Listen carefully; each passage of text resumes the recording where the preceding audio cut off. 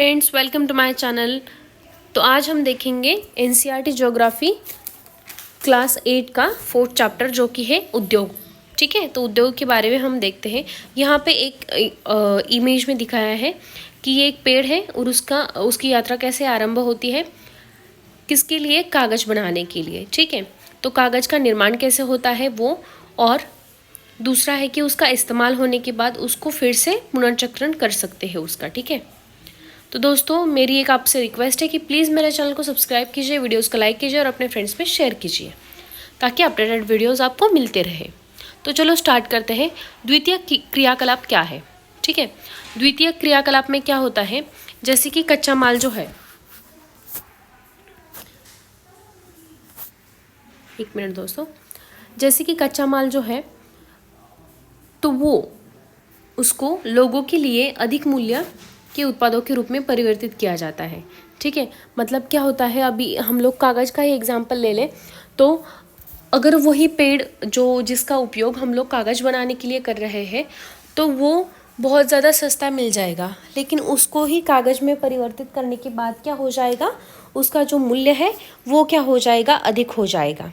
ठीक है, जैसा कि आपने देखा लुगदी कागज़ के रूप में, कागज़ अभ्यास पत्रिका के रूप में उसका निर्माण होता है। ठीक है, तो ये विनिर्माण प्रक्रिया के 2 चरणों को प्रदर्शित करते हैं। पहला कौन सा है, लुगदी कागज के रूप में, और दूसरा कागज को अभ्यास पुस्तिका के रूप में बदलना। ठीक है, उद्योग का संबंध जो है वो आर्थिक गतिविधि से है।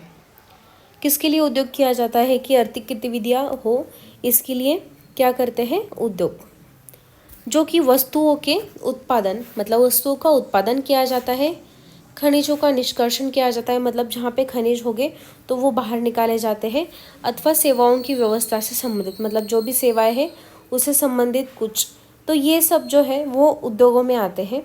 इस प्रकार लोहा और इस्पात उद्योग वस्तुओं के उत्पादन से संबंधित है।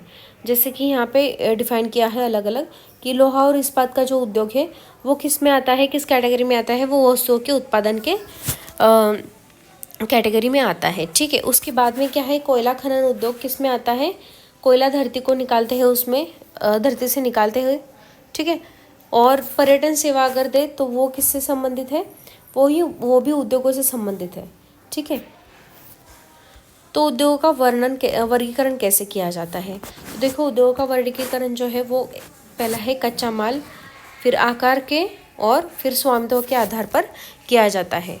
ठीक है, तो कच्चा माल क्या है, कच्चे माल का जो उपयोग है उसके आधार पर उद्योग कृषि आधारित, खनिज आधारित, समुद्र आधारित और वन आधारित हो सकते हैं। ठीक है, मतलब कच्चा माल हम लोग कहाँ से लेंगे तो उस पर डिपेंड करता है कि कैसे उद्योग का वर्गीकरण किया जाए। जैसे कि कृषि पर आधारित, मतलब कृषि से जो भी कुछ निकलेगा उसको कच्चे माल के तौर पर यूज़ करना, खनिज से जो भी मिलेगा वो खनिज आधारित होगा। ठीक है, उसका कच्चे माल के रूप में उपयोग करना, फिर समुद्र से जो भी मिलेगा उसका कच्चे माल के रूप में उपयोग करना, या वन आधारित जो भी है उसको कच्चे माल के रूप में उपयोग करना उसका। कृषि आधारित जो उद्योग होते हैं, ठीक है, तो कच्चे माल के रूप में क्या क्या होता है, वनस्पति और जंतु आधारित उत्पादों का उपयोग होता है। ओके, तो खाद्य संसाधन जो है वो वनस्पति तेल, सूती वस्त्र, डेयरी उत्पाद और चर्म उद्योग कृषि आधारित उद्योगों के उदाहरण हैं। कौन से कृषि आधारित उद्योग, खाद्य संसाधन, वनस्पति तेल, सूती वस्त्र का निर्माण, डेयरी उत्पादन और चर्म उद्योग, चर्म मतलब चमड़ा। ठीक है, खनिज आधारित जो है उद्योग वो कौन से हैं, खनिज आधारित उद्योग प्राथमिक उद्योग है जो खनिज अयस्कों का कच्चे माल के रूप में उपयोग करते हैं। ठीक है, और इन उद्योगों के उत्पाद अन्य उद्योगों का पोषण करते हैं। ठीक है, अयस्क जो होता है उससे क्या होता है, अयस्क से निर्मित लोहा खनिज आधारित उद्योग का उत्पाद है। ठीक है, मतलब जो भी लोहा अयस्क होगा तो उसमें से क्या खनिज निकालेंगे, लोहा निकालेंगे, तो उसको क्या होता है, वो खनिज आधारित उद्योग होता है।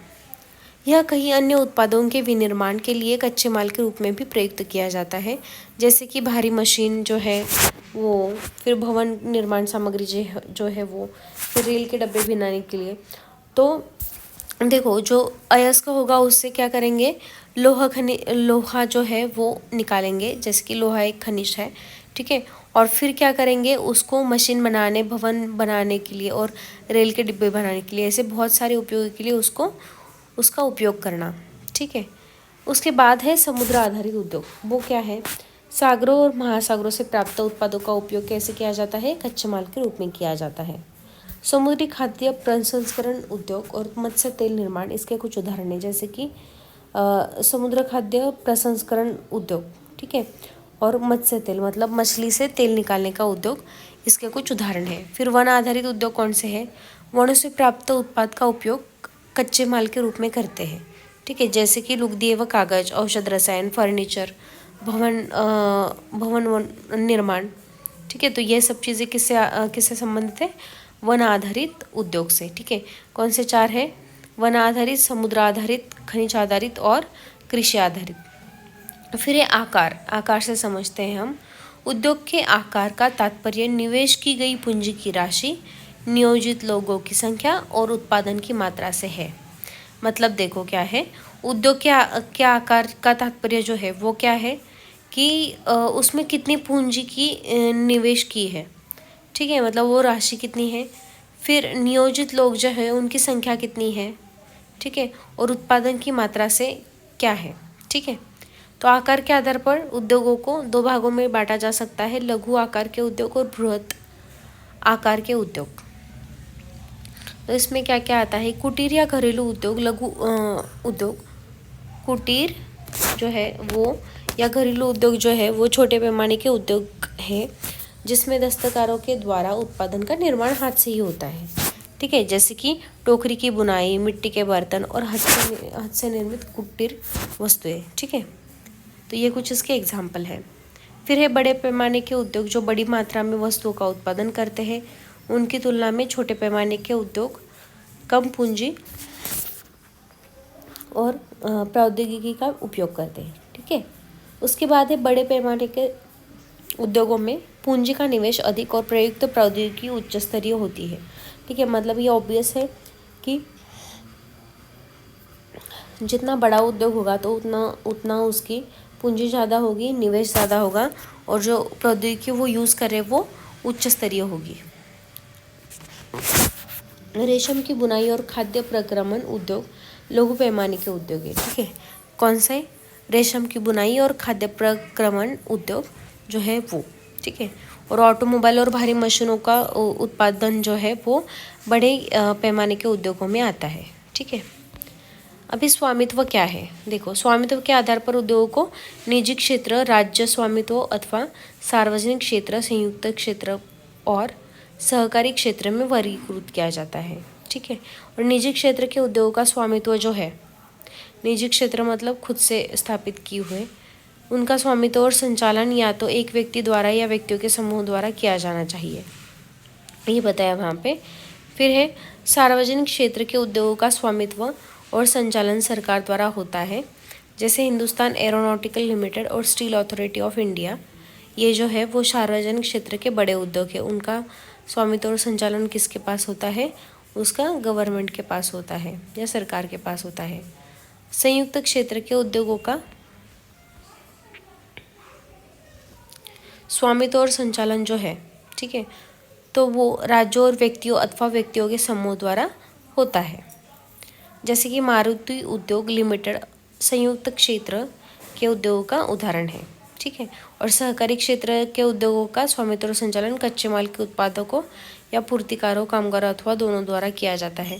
मतलब ये क्या होंगे, सरकार क्षेत्र के उद्योग जो होंगे तो उनका स्वामित्व जो है और संचालन जो है कच्चे माल का, तो वो किसके द्वारा होगा, उत्पादक या पूर्तिकार, कामगार अथवा दोनों के द्वारा होता है। ठीक है, जैसे कि आनंद मिल्क यूनियन लिमिटेड एवं सुधा डेयरी सहकारी उपक्रम, इसके बहुत बड़े दो एग्जाम्पल्स हैं। ठीक है दोस्तों, रिमेनिंग पार्ट इसका नेक्स्ट लेक्चर में देखेंगे। तब तक के लिए बने रहिएगा, मेरे चैनल को सब्सक्राइब कीजिए और ये वीडियोस अपने फ्रेंड्स में शेयर कीजिए। तब